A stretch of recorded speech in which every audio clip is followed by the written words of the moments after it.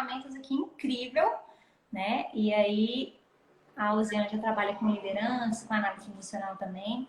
E eu convidei ela para vir aqui, vai fazer esse bate-papo. E assim, se você está aqui nessa live, já compartilha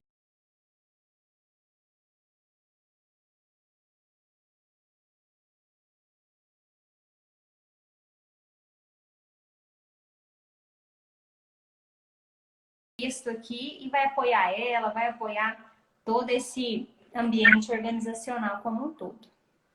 Se quiser se apresentar, Luziana, fica à vontade, seja bem-vinda. Obrigada, Camila. Fiquei muito feliz pelo convite, porque são dois temas que eu gosto muito, que é a análise transacional, né, que é essa filosofia de vida, essa teoria do comportamento humano, que eu uso como suporte para apoiar o meu trabalho, minha vida pessoal, e também amo trabalho com desenvolvimento de lideranças, então estou bem feliz de estar aqui para a gente poder fazer esse bate-papo, esse diálogo, relacionando aí a teoria da análise transacional com os estilos de liderança, com o desenvolvimento de liderança, o quanto é importante a gente se conhecer, né? Nós vamos falar muito de autoconhecimento aqui, o quanto é importante o líder se perceber nesse processo para que ele possa calibrar alguns aspectos, né? Primeiro, se perceber se o estilo de liderança dele está adequado e o que pode ser melhorado para ele ter uma liderança ainda mais efetiva, mais assertiva, melhorar ainda mais seus resultados e o clima da equipe, né? Então, acho que vai ser um bate-papo aqui bem legal. Muito bom. Algumas pessoas estão entrando aí. Eu estou muito feliz por ter aceitado esse convite, Luziana, estar aqui. E assim, às vezes algumas pessoas que estão aqui na live, a gente vai falar de liderança, né? E a gente vai dar exemplos aqui corporativos, mas você também exerce uma liderança. Às vezes você não está no ambiente corporativo, mas você tem um filho, né? Você está exercendo uma liderança. Claro que a gente vai trazer mais exemplos, às vezes, de empresa, mas quando a gente vai falar de posição existencial, você vai conseguir entender a forma que você exerce essa liderança, né? E o impacto disso. Então é interessante você ficar aqui na live para você ter essa compreensão também, né, Luziana? Sim, exatamente. Porque, independente do ambiente que eu estou, seja um ambiente organizacional, né, ou não organizacional, a gente exerce a liderança o tempo todo. E antes também de eu ser líder do outro, eu preciso ser líder de mim mesmo, né? Porque só Então, assim que a nesse liderança vai sentido. funcionar, né? Só assim que ela vai funcionar. Uhum.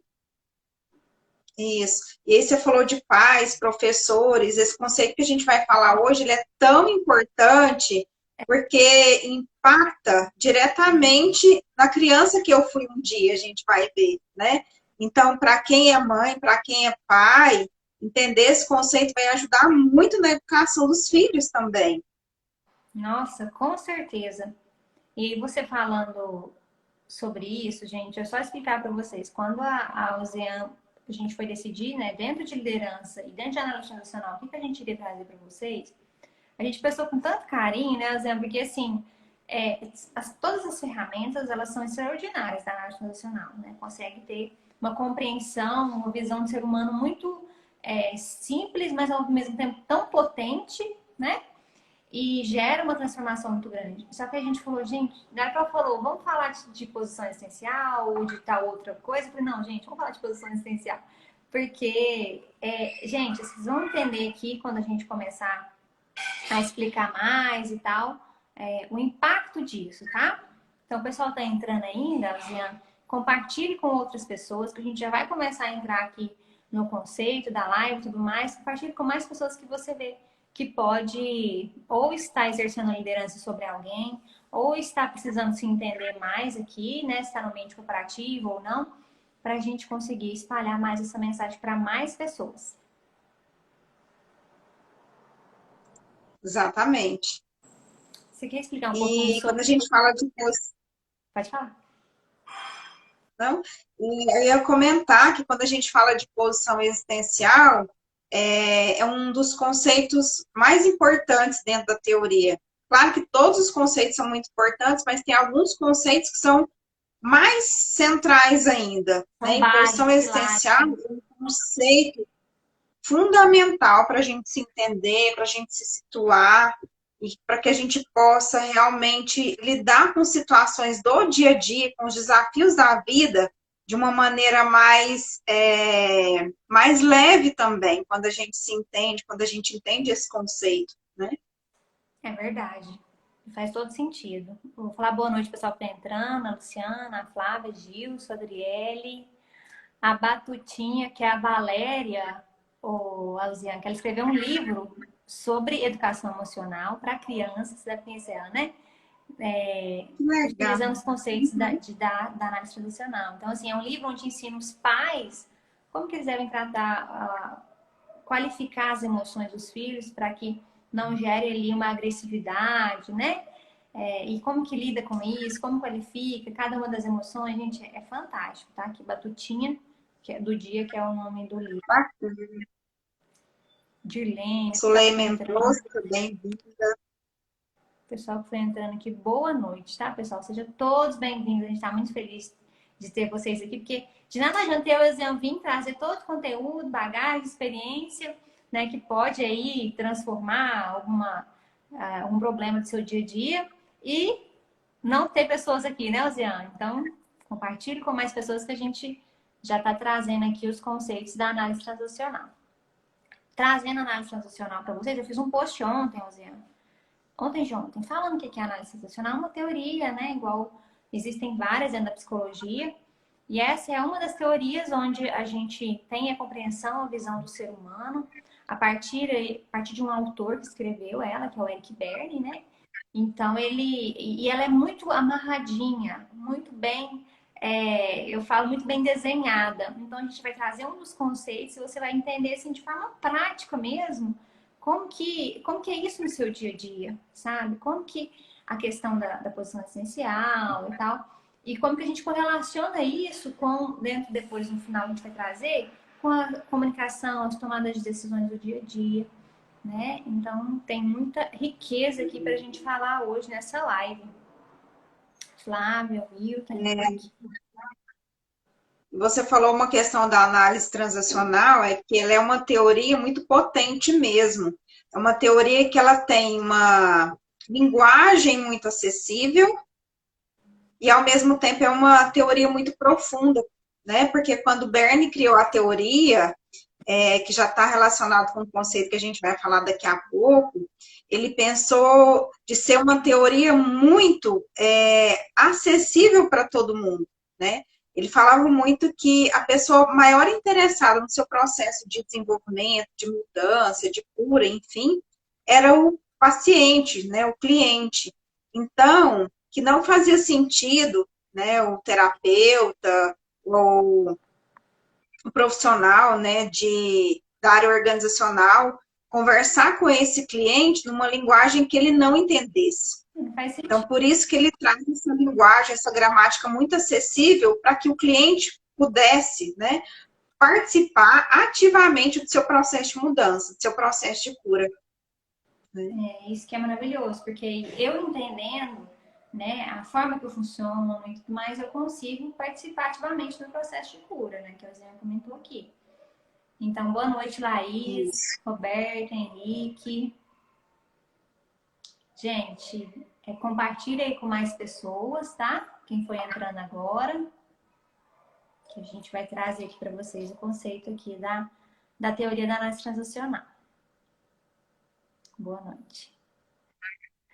E aí o interessante dessa questão de ser acessível é que, assim, coisas que são vistas no nosso dia a dia, né, Oziana? São coisas aqui igual comportamento do estagiário criança, é como eu me comporto igual quando eu era criança, né? Então, são questões, ele é a criança que eu fui um dia e como isso se manifesta nos meus relacionamentos, na minha carreira, em tudo que eu vou fazer, né? Então, são coisas aqui bem, bem práticas para a gente entender. Exatamente. A gente vai trazer aqui, né, Zé, agora, a importância da posição essencial, de entender ela, né? Então, posição essencial dentro da análise transacional é como que eu vejo a mim, né? E como eu vejo o outro. E claro que isso está carregado de valores, né? Do que eu entendi aí de toda a minha jornada, do que é certo, do que é errado, né? Do que eu mereço, do que eu não mereço. Então, isso vem constituindo a minha posição essencial. Então, como que eu me situo dentro desse mundo que é o nosso, que é a nossa existência aqui, a minha posição dentro dessa existência? Como que eu me vejo? Eu me vejo maior que os outros? Me vejo menor? Me vejo igual? Né? Então, essa posição existencial, ela reflete em exatamente tudo que a gente vai fazer. Tudo, né, Luciana? Exatamente. E é isso que você disse, né? A posição existencial é um conceito de valor que a gente desenvolve, né, de nós mesmos em relação ao outro. Então, é um conceito que eu desenvolvo internamente, a partir de mim, em relação ao outro. Então, é como se fosse uma janela que eu olho para a vida em relação ao outro. E esse conceito ele é desenvolvido lá na infância, né? Esses dias eu vi um post falando assim que por trás de adultos difíceis, né, tem uma criança ferida. Sim. Então tem muito a ver com isso, com a criança que eu fui um dia, como você disse. Então esse conceito ele é desenvolvido até os 7 anos de idade, né?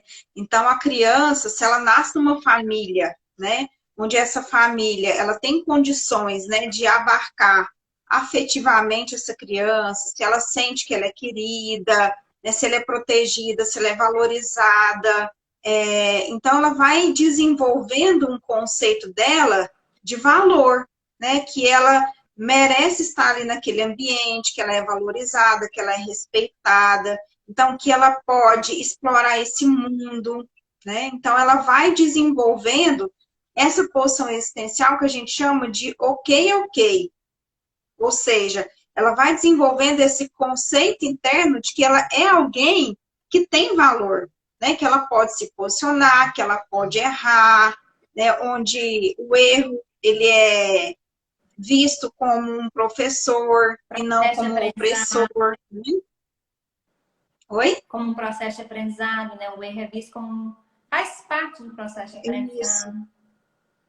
Exatamente. Então, ela vai desenvolvendo essa autoconfiança, essa segurança interna, que ela pode ir para a vida, ela pode aprender com os próprios erros. Então, ela vai ter essa sensação de segurança interna, essa autoconfiança.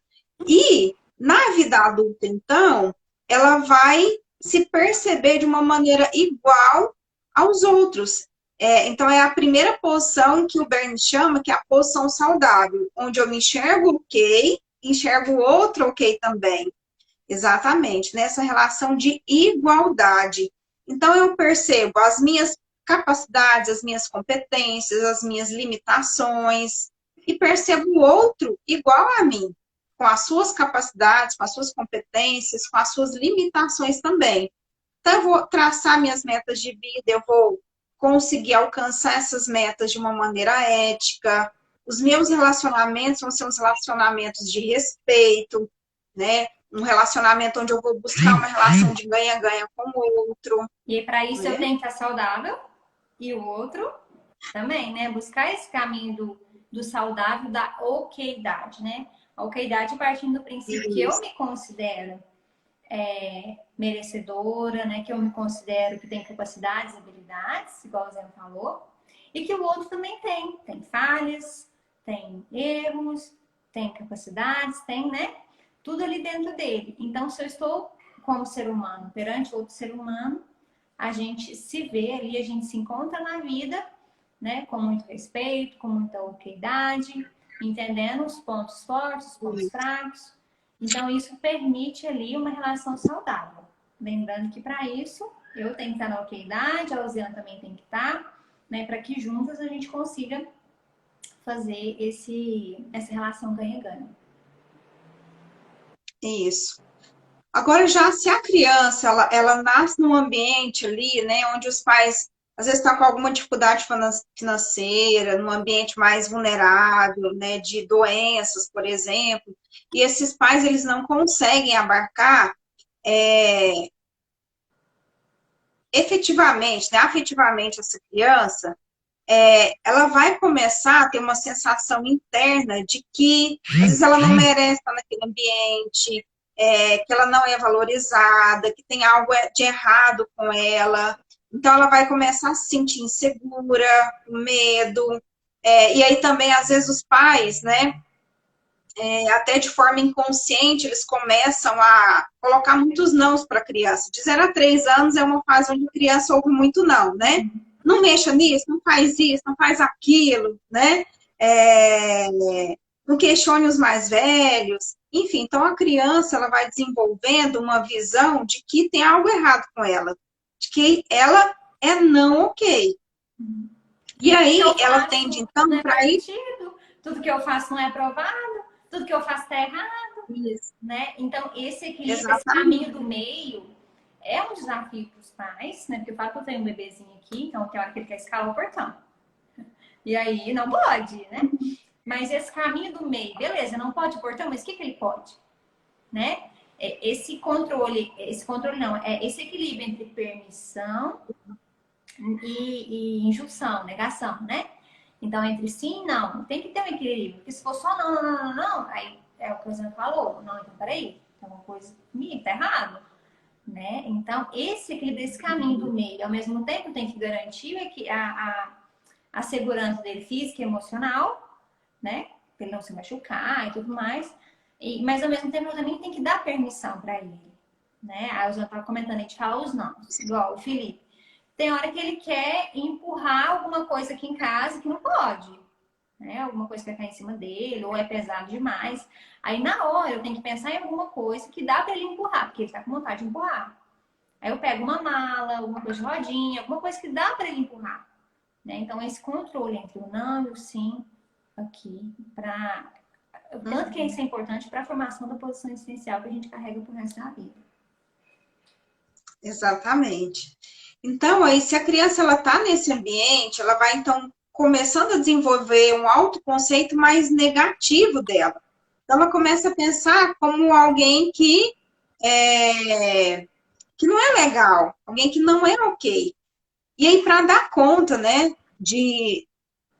disso tudo, ela vai para um dos dois caminhos. Ou ela começa a desenvolver uma posição que a gente chama de arrogante, né, que o Bernie chama de arrogante, que é a posição, então, mais menos, onde ela, então, quer provar para o mundo que ela é ok. Ela tá aqui, então, ela tende... os outros aqui, mais, Isso, menos. mais, menos. Então, ela tende a provar para o mundo e faz um esforço gigantesco para provar que ela é ok. Então, ela quer fazer tudo sozinha, aquilo que ela faz é melhor que o outro. Às vezes, ela não confia que o outro pode fazer algo melhor que ela. Então, ela começa a se posicionar de uma maneira mais arrogante. Né? Eu sei fazer, eu faço isso, eu resolvo as coisas do meu jeito. Né? Não precisa Então, de fica numa ajuda, posição mais não precisa de agressiva, eu não ajuda. preciso de Ninguém tá ajuda, no meu nível de exatamente. ajudar, ninguém vai conseguir me ajudar, porque eu tô aqui, os outros todos estão aqui. Isso. Ou às vezes ela vai para um caminho, né? Lá para uma posição de menos mais que a gente chama, que é a posição depressiva que o Bernie fala. E aí ela já vai para uma posição de insegurança. Oi, Márcia, abraço, que bom ter você aqui. Então ela já vai para uma posição onde ela pensa o seguinte, né? Ah, mas se eu for boazinha, se eu não questionar, se eu Fazer tudo que as conseguir, pessoas né, quiserem. agradar todo mundo. Oi? Fazer tudo que as pessoas quiserem ou esperarem de mim. Isso. Então, se eu atender a expectativa de mamãe, de papai, né, sendo boazinha, não questionando, não mexendo nisso, cuidando do meu irmãozinho, por exemplo, quem sabe eu posso ser ok. Então, aí a pessoa já começa a desenvolver essa posição mais depressiva, e aí ela vai ficando mais insegura, ela vai não acreditando nas capacidades dela, ou de que ela não merece. Ou Então, ela vai para essa sonho, posição. menos mais. Que os meus sonhos são muito grandes para mim, deixa isso para lá. Isso. Eu não vou conseguir alcançar aquela meta, então vou ficar insegura, com medo, né? Sempre que eu estiver diante de um novo desafio ou de uma situação de pressão, né, eu vou me colocar mais nessa posição menos mais, uma posição mais de vitimização, né? Eu vou atribuir, às vezes, a responsabilidade por aquilo que acontece comigo ao outro, né? Então, eu não vou me colocar nessa posição de igualdade em relação ao outro. Isso, então se eu sou menos, os outros são mais. Se eu sou menos, eu me vejo Isso, como incapaz, né? Não dou conta de resolver meus problemas. Então, os outros que são bons, tudo de melhor acontece na vida dos outros. Na minha tudo é difícil, é a posição de vítima que a Luciana comentou. E aí eu terceirizo a resolução desses problemas para os outros, porque eu não, essa pessoa que não tem a capacidade para isso, né? Então tudo fica, o mundo dela rodeia em torno desse movimento que a gente está explicando aqui. Ela se vê como menos e vê o mundo e as pessoas como mais. Tudo de melhor e maior acontece com os outros, com ela não. isso. E tem a quarta posição, que é a posição que o Bern chama de futilidade ou nihilista, que é aquela posição menos menos. Que é aquela posição de que, quando criança, às vezes a criança sofreu algum abandono, né? Enfim, uma situação de violência.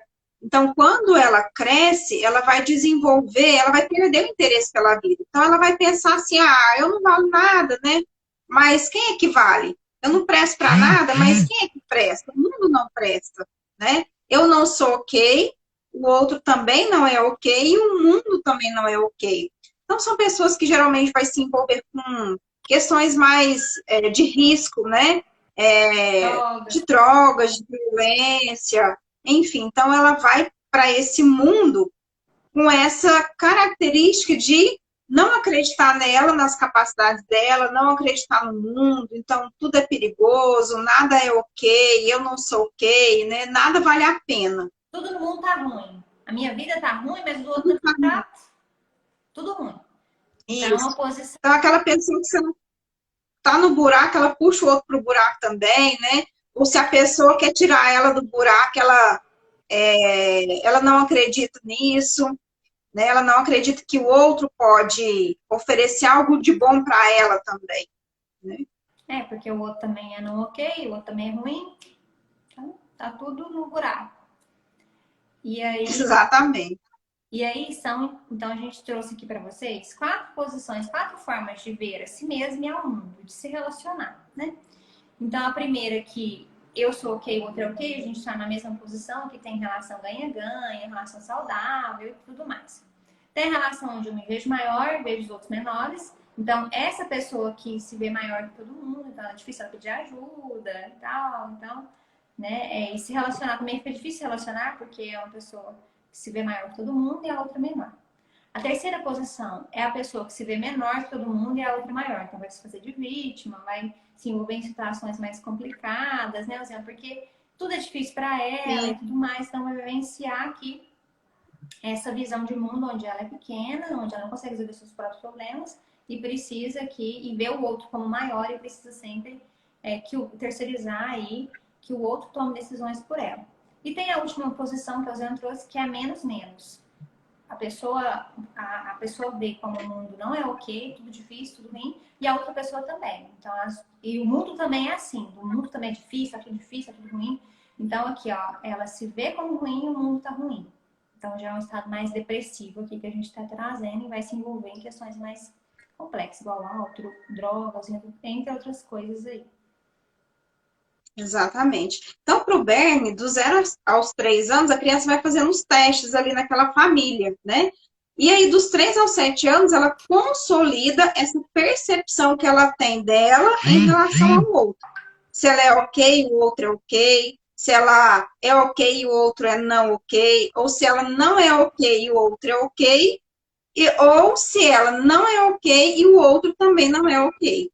Então, até os 7 anos, né, segundo o Bernie, a gente já consolida essa posição existencial de acordo, então, com esses padrões da família, de acordo com os reconhecimentos, né, que ela vai recebendo aí ao longo desse período.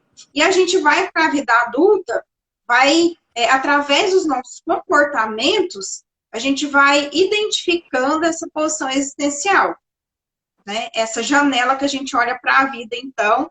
E aí, esse conceito que a gente vai desenvolvendo da gente lá na infância, ele vai impactando toda a nossa vida, nos nossos desafios, nos nossos relacionamentos. Então, a forma como a gente vai encarar essa vida está relacionada com a nossa posição existencial. Muito bom. Quando a Luziana fala aqui que a pessoa dentro da posição essencial, ela se vê como ok, ou o outro como ok, você está dizendo aí que a pessoa se vê ali como merecedor, né? Se vê como uma pessoa dentro da okeidade. Que o outro também. Então, se o outro é ok, parte do princípio que eu posso contar com ele, que ele pode contar comigo, né? Então, eu acho muito bacana esse conceito da okeidade aí, dentro da teoria aplicada na nossa vida, no nosso dia a dia. Porque se eu parto do princípio que eu vejo dentro da minha posição essencial que o outro não é ok, primeiro que eu não vou querer ou me relacionar com ele, ou vou gerar afastamento, né? Então, tem série de coisas ali que permeia essa visão de okeidade, não okeidade dentro das relações.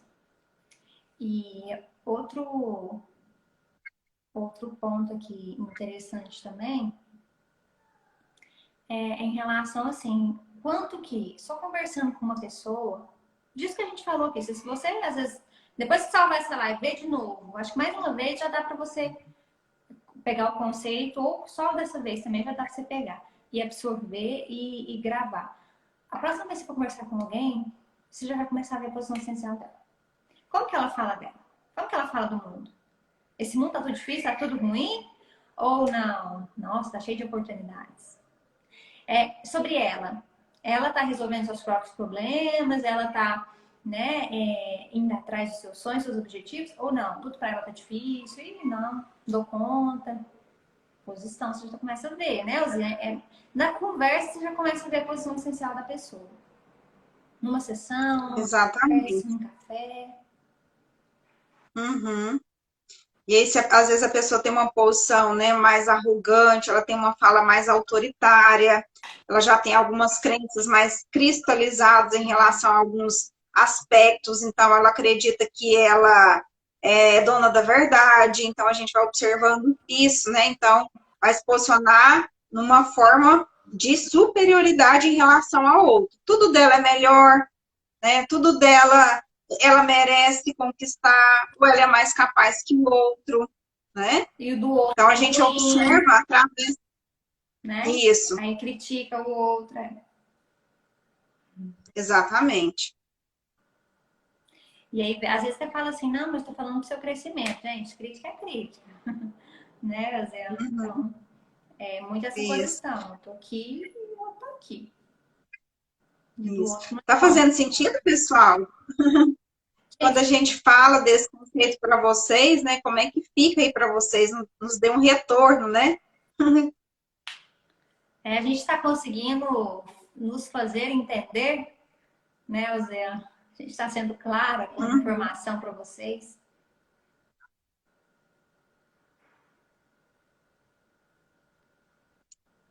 E aí, Camila, é interessante que quando a gente olha para os aspectos da liderança, né? Que é o tema da nossa live de hoje, tá tudo relacionado.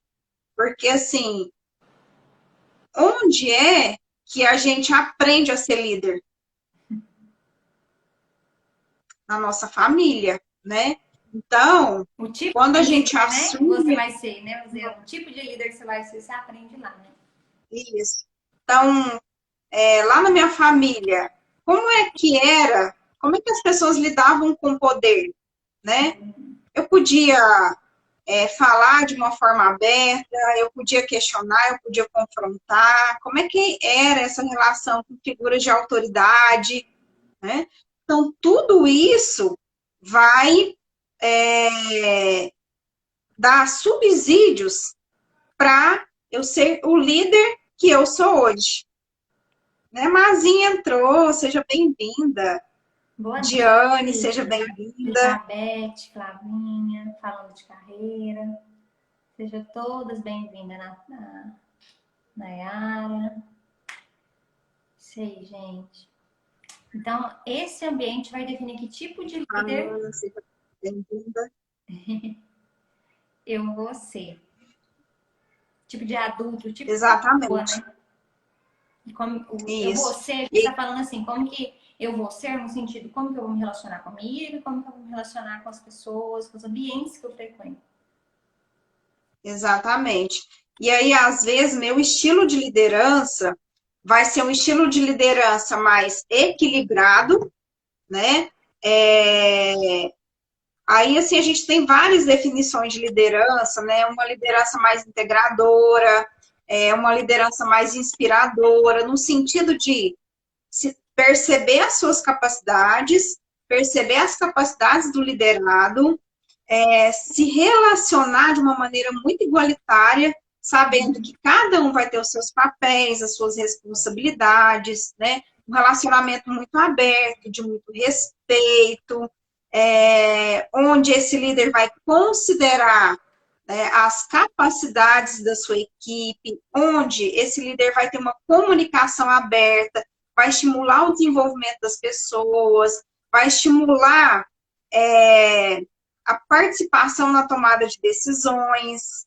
Então, olha, percebam o quanto que essa posição existencial do líder vai impactar diretamente na equipe. Né? O seu estilo de gestão vai impactar diretamente na equipe. E nos resultados. Agora, se é um líder que tem ação mais menos, mais arrogante, como é que vai ser a comunicação desse líder? Como é que vai ser, por exemplo, o feedback desse líder para a equipe? Eu estou aqui, os outros estão aqui. Nem ouvir essa equipe, às vezes eu quero, eu tenho tempo para isso, não. Porque eu estou aqui, eu estou muito aqui acima de vocês. E os outros estão aqui. Isso.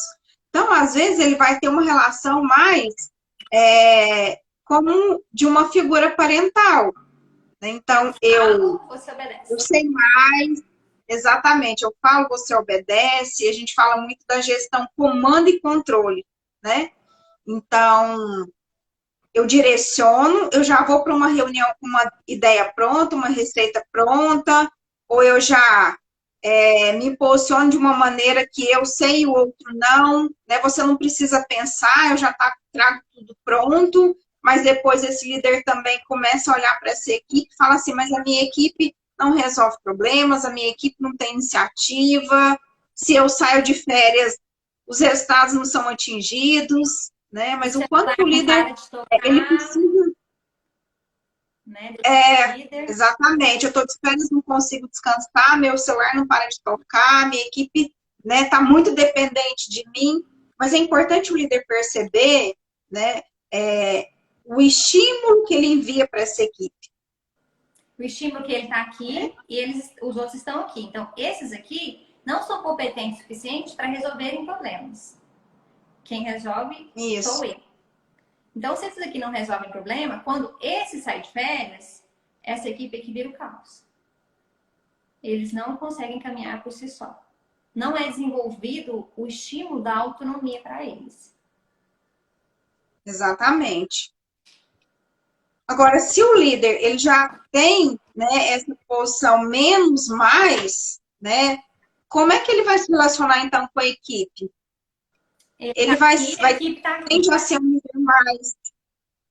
Aí o menos mais, ele já é o inverso, né? Ele já acredita que a equipe está aqui e que ele está menos. Então, às vezes, ele vai ter dificuldade de se posicionar, de realmente se colocar nesse papel de gestão, né? De autoridade que ele tem do cargo, e aí eu não estou falando de autoritarismo, mas da autoridade mesmo do cargo, ele vai ter dificuldade de sentar nessa cadeira de liderança e se perceber como líder, né, que vai ter o seu papel de gestão ali, de direcionar, de apoiar, de dar o tom para a equipe. Então, às vezes, ele vai deixar as coisas muito soltas, às vezes ele vai ver o conflito como algo que ele não vai conseguir resolver, Então ele deixa né? acontecer Então, e finge que não tá vendo. deixa acontecer, finge que não está vendo, vamos jogar, né, a poeira por debaixo do tapete. Então, ele vai ter essa dificuldade ali de se posicionar, de fazer uma gestão ali mais equilibrada também, né? E aí vira o caos, né, Luciano? Porque uma equipe sem direcionamento vai surgir um líder informal, muitas das vezes. Exatamente. E aí isso impacta porque aí as pessoas vão seguir uma pessoa, não tem quem seguir direito, porque aí, tá, mas tá informal, mas não tá no cargo, essa pessoa que dá direcionamento. Aí tem várias pessoas que vão querer mandar, porque não tem regra ali na casa. Então, esse líder, Isso. às vezes, vai querer ir para execução, vai querer executar, lançar coisa no sistema, fazer coisa operacional, para ocupar o tempo dele, para ele não precisar fazer gestão, porque ele não se vê preparado para isso, porque a equipe dele está aqui, o mundo está aqui, e ele está aqui pequenininho, ele se vê pequenininho. Isso. Exatamente. Então, o quanto que é importante esse líder se perceber e ver o que está bacana, né, no estilo de liderança dele, e tem algo também que ele pode calibrar, que ele pode mudar, né, para que ele tenha resultados melhores junto com essa equipe. Então, o primeiro ponto é ele se perceber, né? Como é que está a minha relação com a minha equipe? É uma relação aberta? Como é que eu olho para a comunicação com eles? Como é que eu olho para o desenvolvimento? Isso é importante, está na pauta. Feedbacks.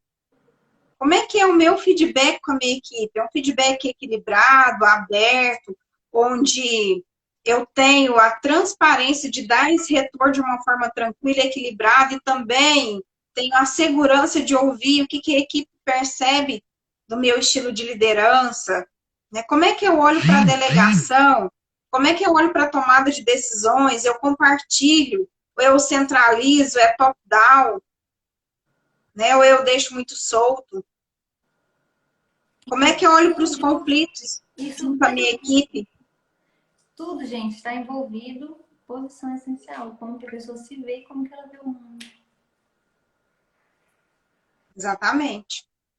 Então, assim, são E que tudo. impacto que eu estou gerando na minha equipe, né, Camila? Gente, se quiserem fazer perguntas, fica à vontade. Tem uma caixinha de pergunta aqui, aí a gente consegue responder para vocês.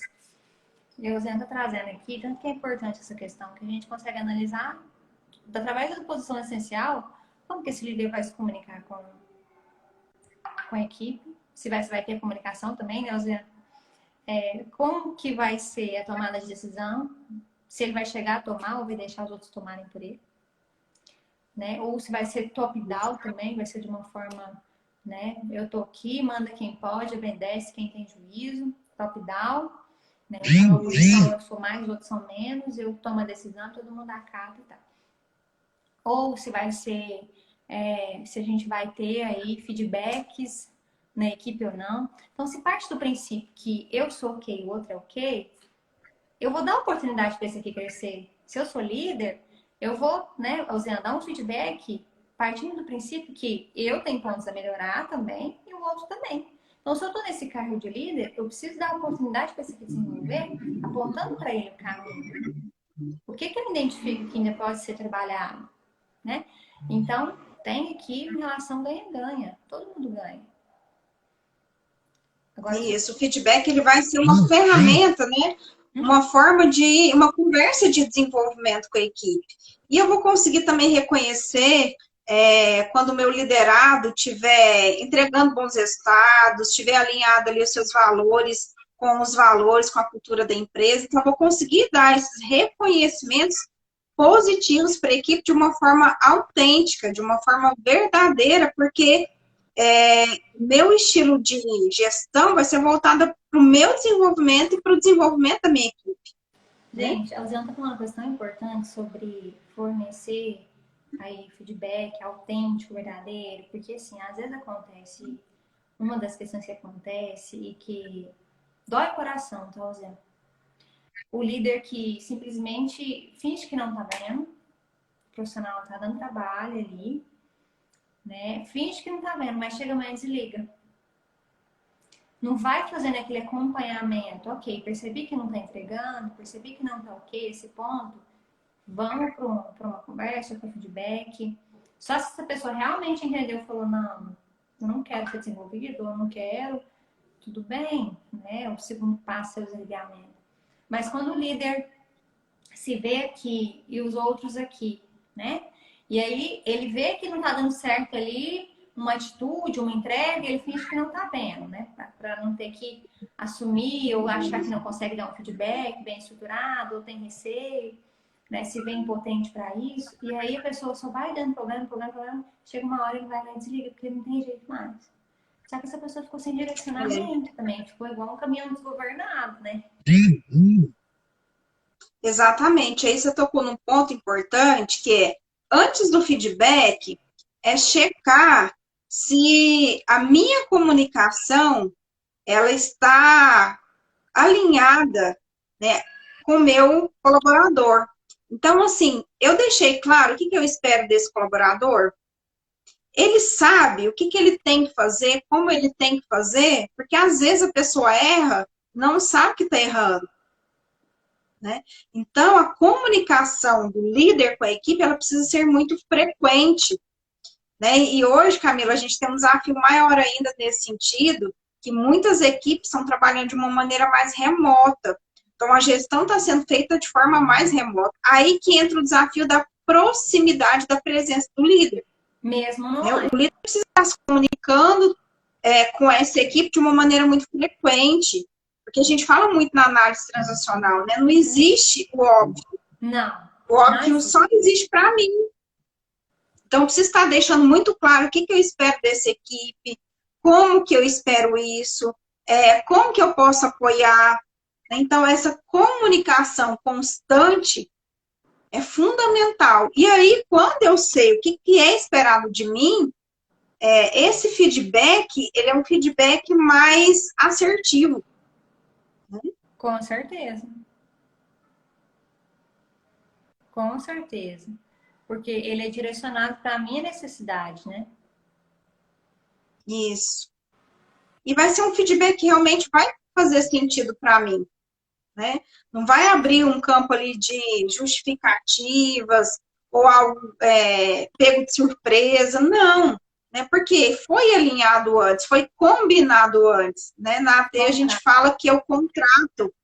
Então, o quanto que é importante fazer esses combinados com a equipe. Né? Em qualquer relacionamento, né?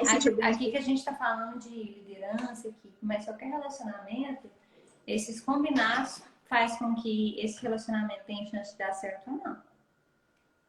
Né? Exatamente. Expectativa, o que eu espero? O que eu espero de mim? Está claro? Né? Então, isso faz com que as pessoas se aproximem ou se distanciem. Porque às vezes a comunicação ela vai gerando um buraco, né? Um buraco tão grande entre as duas pessoas que quando vê já não consegue nem se comunicarem mais. Aí a relação já se foi. Às vezes já perdeu confiança, entre outras coisas. Como assim, Camila, perdeu a confiança? Vou dar um exemplo. Na empresa, um líder ele precisa pedir para um funcionário fazer alguma coisa na equipe. Aí ele não pediu ou não conseguiu falar. Aí esse funcionário é chamado a atenção por alguém, por um diretor ou por outra pessoa. E esse líder não defende. Isso vai acontecendo até que chega um ponto que perde a confiança, Zé. Sabe? Nossa, eu não posso confiar nesse líder. E o líder, às vezes, também, nossa, eu não posso confiar nesse funcionário, ele não faz as coisas, minha equipe está sendo chamada a atenção. Mas faltou foi comunicação. E vai surgindo um espaço tão grande entre as duas pessoas, um buraco ali, que faz com que, às vezes, essa relação não tenha mais recurso ali para continuar. Exatamente. E nesse exemplo que você deu, a gente percebe esse desalinhamento da comunicação. Né? Uhum. Então, em qual aspecto que eu posso ser mais claro com a minha equipe? Porque não é entre linhas na equipe. Né? Eu preciso deixar muito claro o que eu espero, o que ele pode esperar de mim. para não ter, para a gente eliminar, né, essas questões de falta de confiança. Porque o que é a confiança? É quando eu posso ser realmente quem eu sou na minha equipe. Então, eu posso trazer as minhas vulnerabilidades, eu posso trazer as minhas contribuições, eu posso ser quem eu sou. Então, essa relação de confiança, ela é fomentada, ela é fortalecida quando se tem esse ambiente aberto. Seguro, né? Sensação de segurança. Eu posso contar com essa pessoa, posso me abrir para essa pessoa, a nível disso não Isso. ser, ou eu não ser prejudicada, ou eu não ser exposta, criticada, né? Isso é um ambiente seguro. Isso é a segurança psicológica que a gente fala tanto hoje, né? Isso. Gente, alguma pergunta sobre esse tema? Sobre posição essencial, como você vê a si mesmo, como vê o mundo? Ou sobre esses estilos de liderança, seja aí na sua empresa, seja na sua família, na maternidade.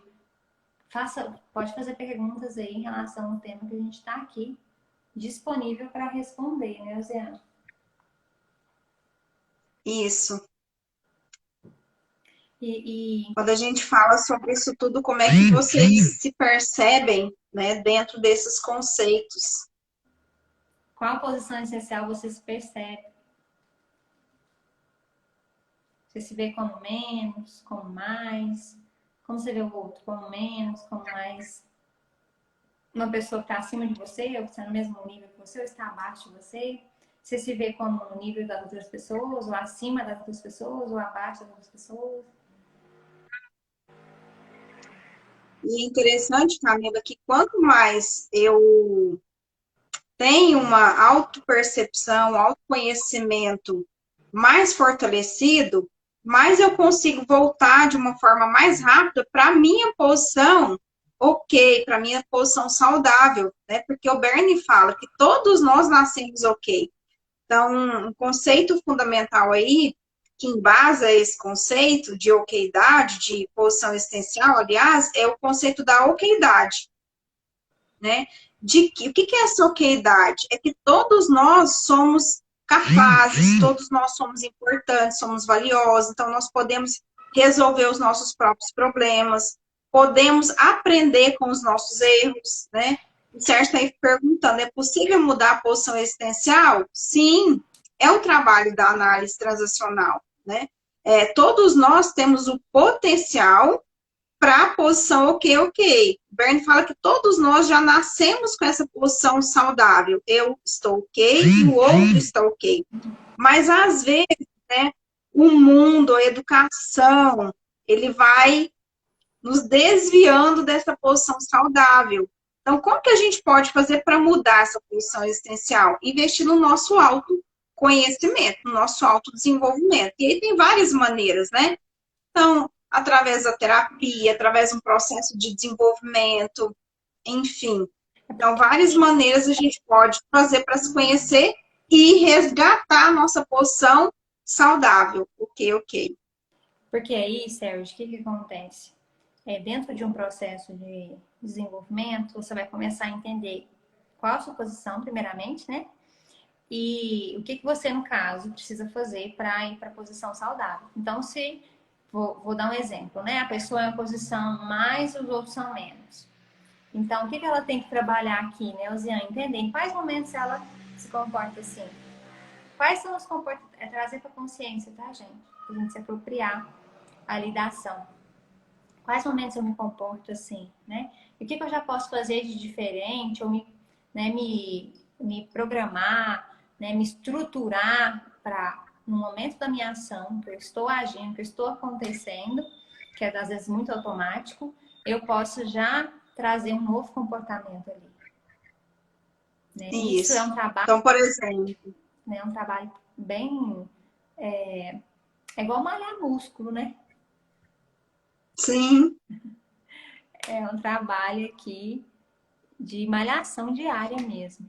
E aí o autoconhecimento te ajuda para que você consiga visualizar, né? Te conduz aí para você conseguir fazer essa malhação da melhor maneira, até que esse músculo fique fortalecido e você não precisa mais ficar o tempo todo, nossa, peraí, será que agora eu tô fazendo, eu tô tendo um comportamento aqui mais, os outros menos, ou não, né? Então, isso vai virando depois ali a sua forma de se comportar. Isso.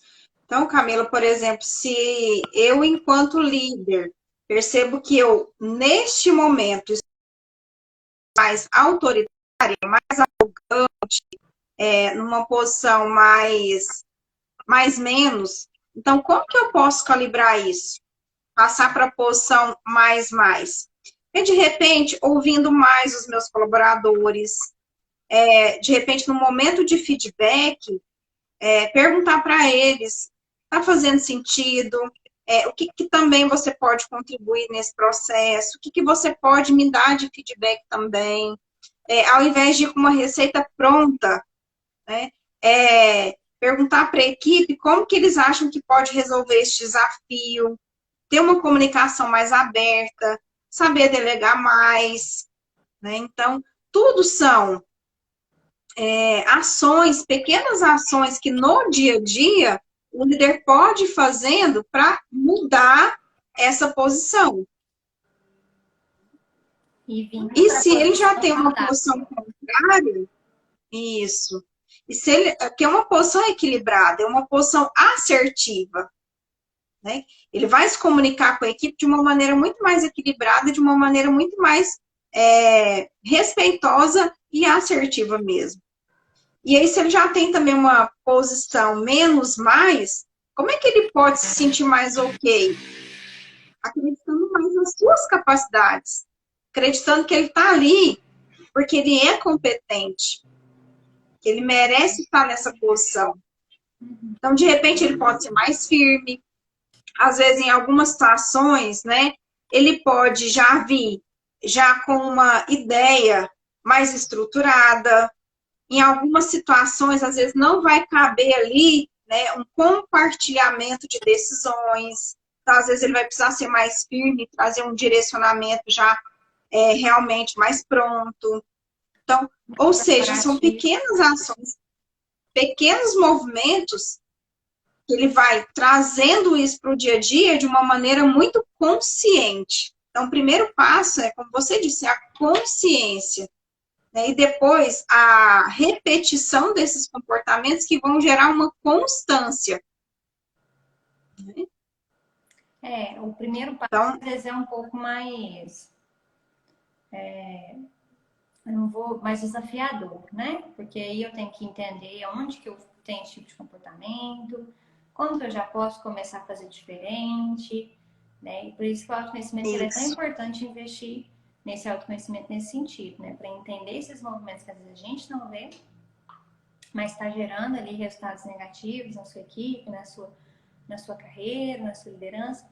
Então, esse autoconhecimento vem para isso. Depois que você se apropria disso, ele vira a sua rotina, ele vira o seu comportamento ali, porque já foi ali introduzido, já foi absorvido, né? E uma coisa que é muito interessante, gente, é entender que todo estímulo que a gente envia, né, principalmente na equipe, isso vai gerar um resultado. Se hoje os seus resultados falam assim, não, tá favorável, tá tudo certo. Ok, né, Zé? Tá tudo certo. Mas a partir do momento que você fala assim, não, poderia ou ser melhor, ou eu não estou conseguindo. Então, para e investe em autoconhecimento, investe em entender isso, todo esse paranauê que eu e a Alzena tá falando aqui, que é muito simples, mas que tem um poder de transformação intenso. E aí você começa a se apropriar dessas ferramentas. Estão aqui à nossa disposição, né? Para a gente usar mesmo, para melhorar a sua vida, a vida das pessoas que estão ao seu redor. Isso aí, nesse sentido, Camila, eu acho que vale uma reflexão do líder no sentido de como é que está o clima da minha equipe. Que tem avaliação. A minha equipe, isso. A minha equipe é uma equipe que tem autonomia, né? Eu estimulo a autonomia, eu estimulo o desenvolvimento, eu estimulo a participação numa tomada de decisão. como é que tá os relacionamentos das pessoas da minha equipe? São relacionamentos saudáveis? São relacionamentos mais tóxicos? Como é que é o fluxo Competitivos. da comunicação? As pessoas colaboram mais ou as pessoas são mais competitivas, né? É, como que as pessoas se dão reconhecimento mais verdadeiro? Ou são pessoas... Como é que é a comunicação das pessoas? São mais abertas? Ou você percebe alguma comunicação mais trucada, né? Com alguns elementos de indiretas na equipe, que a gente chama de jogos na análise transacional, né?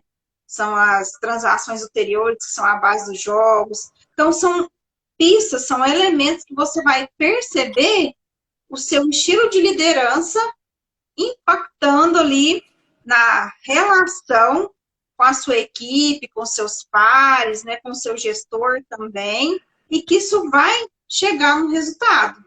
Que a Luciana está falando aqui, gente, é tão interessante que, assim, dentro da teoria tem o conceito de jogos, a gente não vai conseguir aprofundar, porque a live está terminando, né, Luciana?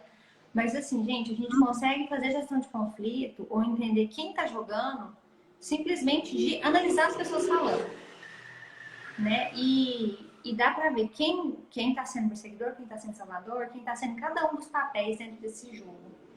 E lembrando que as pessoas fazem isso porque têm necessidades, que não conseguem encontrar reconhecimento saudável de uma outra forma. Isso é muito tóxico, gera um ambiente muito tóxico.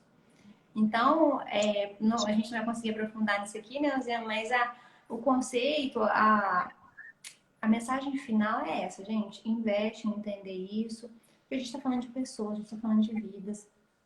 O janeiro branco passou, mas a gente está falando de saúde mental também, de ajudar aí esse ambiente a ser o mais saudável possível para que essas pessoas consigam se manter ali, não só produtivas, mas também ali com todo o seu potencial físico e emocional garantido. Exatamente. Gente, mais alguma pergunta? Porque eu e a Zé, a gente já vai encerrar essa live de hoje, que eu amei, viu, Zé? Muito bom aí, toda Também amei. essa parceria dessa noite. Né? A gente trouxe aqui contribuições relevantes. Quero te agradecer por trazer aí toda essa bagagem, né? Todo esse conceito da teoria na prática, porque eu falo que teoria não adianta. É teoria na prática que faz com que as pessoas, que a gente, as pessoas, né, os outros seres humanos também, consigam entender, falar, isso é aplicável, que legal, né? Isso serve para mim em algum nível.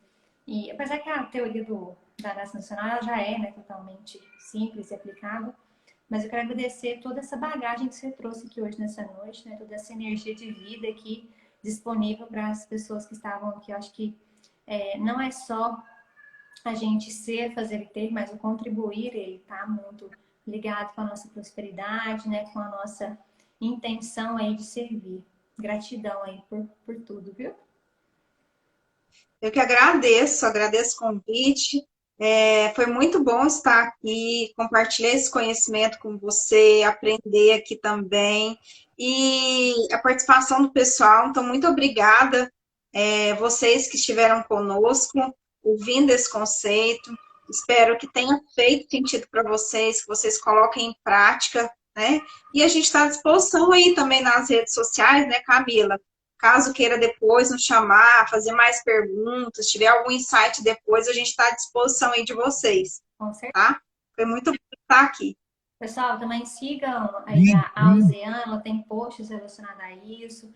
Eu também escrevo posts sobre isso. Então, vai se atentando, né, Alzeana, ao que tem disponível já aí na sua rede para você ir cada dia mais evoluindo e conseguindo repassar e absorvendo esse conhecimento. Um grande abraço. Fica com Deus. Até a próxima, né, Alzeana? Até! Obrigada, gente. Fiquem com Deus. Obrigada, pessoal, pela Obrigada, Camila. participação. Tchau, tchau. Tchau, com Deus.